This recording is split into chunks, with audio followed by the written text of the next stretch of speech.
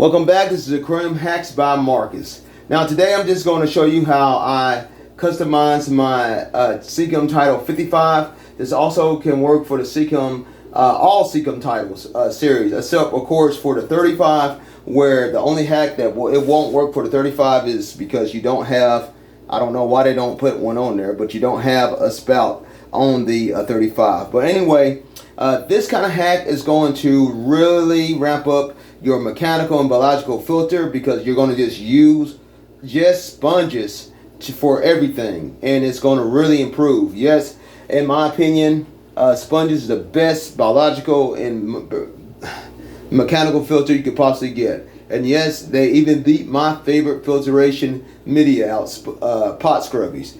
You just can't beat the sponge. I mean, it's just, look at it. You just can't hardly beat this filter media. The only problem is with the sponge, it does clog faster, and so you might have to clean certain sections of it a little bit sooner than you would if you was using something that was kind of like hard media or something like pot scrubbies. But this filter just, well, I don't use pot scrubbies in it because it's not good for pot scrubbies. You just don't have enough room. It's too narrow, really, honestly, for pot scrubbies. But anyway, it still is a great filter. So you're going to start off getting you a pre-filter for your spout, and what I use for mine, you can get pre-filters from eBay, Amazon, Aquarium Co-op. This is ATI. I like it because of its quality. This is going to be your pre-filter. You're going to put that on the bottom of your spout. If you got a hole, cut some sponge, put some sponge on the bottom. That takes care of that. That's done, ready to go. Biological. Can also be used for quarantine tanks if you need to set one up real fast. Bam, there you go. That one's done. Now, the inside motor of the filter, the motor housing, sorry about that, the motor housing, it has also slots in it. You can also cover those slots up because that sets up a lot of debris, and this will also keep baby fish from getting in there. Put a sponge there, keep your spout all the way open all the time. Never cover that spout up with sponge. Bam, that one's done. Okay. Now, for this part right here, your and this is called your skimmer. You have a beautiful box here. You have a skimmer. It sucks up a lot of debris and all kinds of stuff, and it can suck up baby fish and stuff like that. To get you some zip ties or rubber band zip tie, I would recommend. You don't have to tie it on there real tight, because you want it to where you can slide that in and out if you need to clean it, which you will be cleaning this probably about once a week, because this right here will catch a lot of debris. So you want to clean this out with just regular sink water, get it as clean as you can.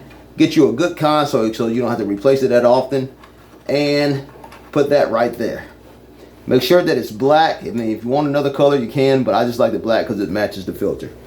Now we're going to get into the box itself right here. You're going to use what's already here, which is like to me is a 10 ppi sponge on top. Cut that. Cut you another, and you can buy them from whatever source you want to, but just make sure that they last a long time. I got this one from eBay. You get to cut you another one. They got the little ribbons on the bottom. Cut it the same size, put it on top. Both of those are 1 inch. Okay? You feel like you got a little bypass or whatever, that's a wonderful thing about a sponge. If you got enough, you can always cut and put something in that little bypass hole if you feel like you need to do that. Bypass is now taken care of. Okay. And now what I've done here is I cut, this is 20 ppi. This is 20 ppi sponge, different color. I cut it in cubes. You can cut it to be the exact size of this. I just did it in cubes. I just thought it was kind of neat.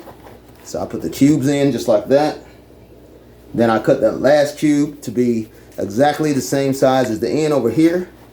If I feel like I've got a couple spots where there might be some bypass, so I just simply cut a little piece like this, stick it over there, push it down, stick it over, another little piece right there, stick it down, stick it over, stick it in there. That is now taken care of. Then on top, I used a 30 ppi sponge, and I put that on top. Now, This is by far the best biological filter you could possibly set up, at least in my opinion, for the kind of filters, hang on the back filters that filter from the bottom up. Because that way you're going to use all of this. All of this is going to get used. Now, will it clog up faster than like pot scrubbies or marine pure balls or matrix? Yes, sure it will. Will you get far more mechanical, far more biological out of this than you would any other way that it was that you could possibly set up? There's just no way. I mean, in my opinion, in a power filter that pumps from the bottom up, can you possibly get more filtration out of a filter? Will this, of course, slow down your flow? Sure it will. You guys got to pump through all this media here. So once it starts to dirty up and starts to spill out from this overflow here, you of course need to wash these medias here only in aquarium water from time to time if it just gets so clogged up that way. Otherwise, let it get brown, let it get dirty, and you will be surprised what this media, what this will do for your aquarium. Absolutely excellent. This is the best way that I could figure out how I could set up the seachem 55. Everything's in. Set everything down. Everything's in. That filter is ready to go. So yes, there you have it. The seachem 55 with everything set up on it. This is the way that I hack, and this is the ultimate way to definitely get the best biological and mechanical filtration out of this filter. Keep on hacking, folks.